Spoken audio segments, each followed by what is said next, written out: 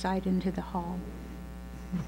Okay, well, when we come back from the break, we're going to talk to Representative Pete Nielsen, Wayne Hoffman, and Chalice McAfee. I'm Elizabeth Allen Hodge. The program is Legislative Watch.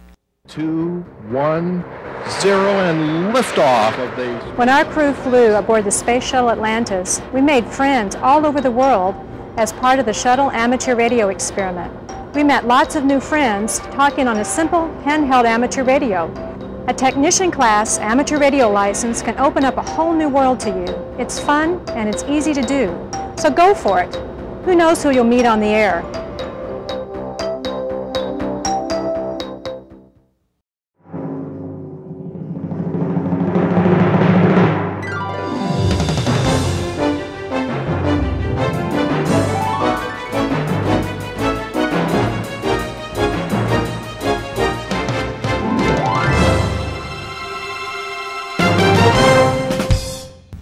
Welcome back. My guests today are Wayne Hoffman from the Idaho Freedom Foundation, Representative Pete Nielsen from District 22 in Boise and Elmore counties, Chalice McAfee, who is representing the Idahoans for Liberty, and he is also the district chair of District 16 for the Ada County GOP, and Chris Pentico, who has just been sentenced to 30 days probation for trespassing on public property. And we were talking about the fact that Chris has a history of having some concerns relative to BSU, became well known to them over since 2003.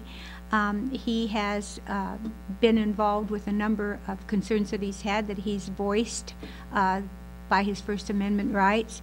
And in 2008, he was actually told by an officer not to contact the legislature, not to go into the Capitol Annex, not to go to the State Department of Education, or to the Borer building where the governor's office and the Secretary of State is. So just before the break, we talked about the fact that as you were walking down the street, you were approached by the officer, you were put in handcuffs, you were told that you had been to the governor's office and that this same officer had told you not to go there before, and you asked by what authority he did all this. Did he tell you who issued the order? No, he didn't. So he refused to, or he just didn't say anything? He didn't respond to it at all. Okay.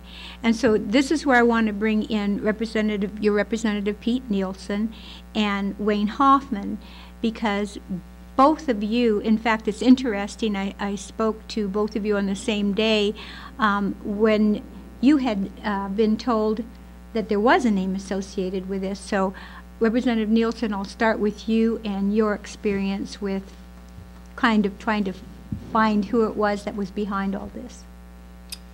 Well, after Chris had spoke to me at the GOP Elmore County Central Committee meeting, which I attend regularly, and explained the problem to me, that following day, which is Friday, the meetings are on Thursday night generally, and that following day I called the governor's office to see if there was any substance to this, what I was hearing, and I asked Clete Edmondson if he knew anything about the issue, and he said no.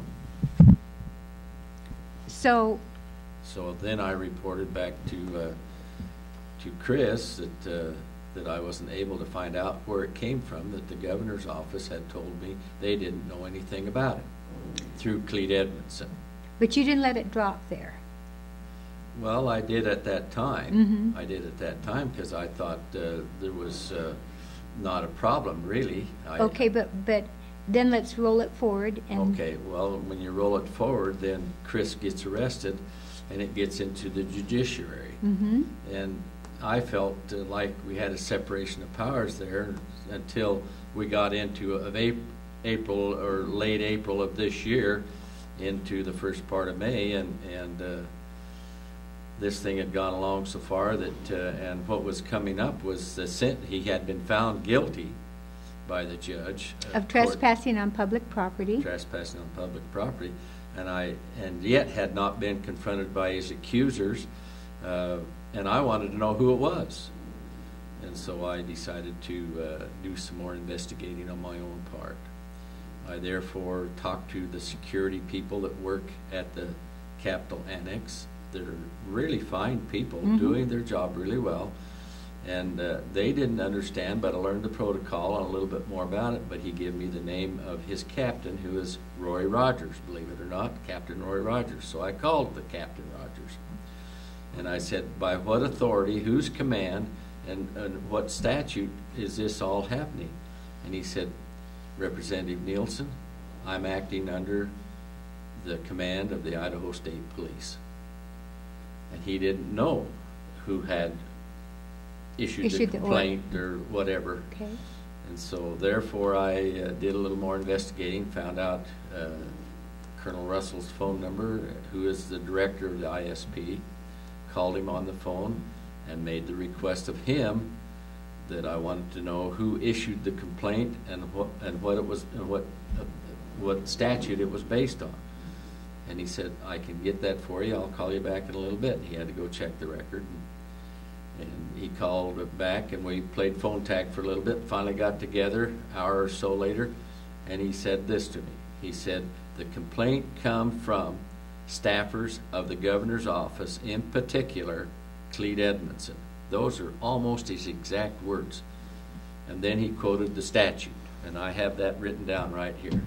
Now, the interesting thing is I believe all this took place after the trial, wherein someone from, I believe, Claudia Nelly, under oath, stated that no one from the governor's office had been involved in the order.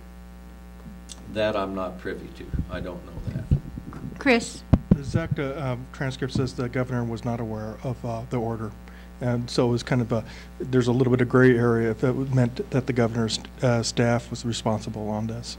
Okay. But I had been informed by other people that the governor was aware of this case.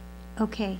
So now I'd like to talk to Wayne Hoffman, because during all this time, Wayne, you also made some inquiries. Yes, I have a column that runs in the Idaho Statesman on Sundays, and I really wanted to write about this. And I used to be a reporter, but I'm not a reporter anymore. But something about this case just made the reporter instincts kick in. There are a lot of questions and not a lot of answers. And so I wanted to know who was behind this as well. I called the governor's office, didn't really get a very good answer. I called, and actually I was told by Mark Warbus, the governor's communications director, that Chris had been belligerent. And Mark also said that, I'm almost quoting, he's not on his beam and he's a criminal, and so he's not exactly a defender of the First Amendment. So he was called a criminal? Yes, and so I wanted to know more about what was going on.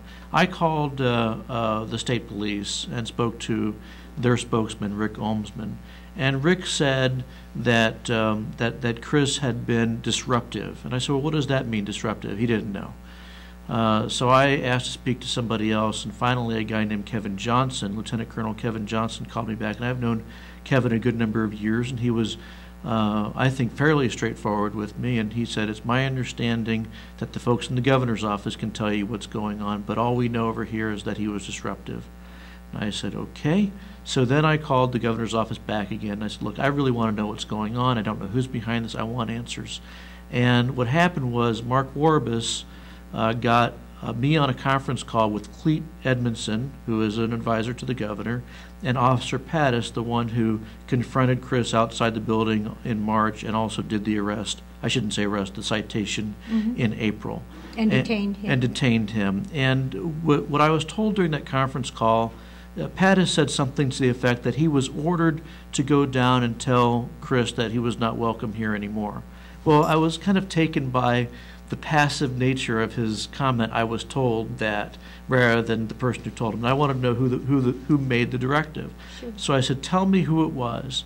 And you kind of could hear this whispering taking place in this conference call. And so I said, I'm sorry, guys, I can't hear what you're saying. And he said, we're conferring right now. And so after they got done conferring, they said that it was Clete Edmondson, Officer Pattis, and the House Sergeant at Arms Judy Christensen who were involved in the decision making. They also said that it wasn't, Clete said that it wasn't that he was belligerent, it was that he was obstinate. In fact, I'd asked him that, was he belligerent? And he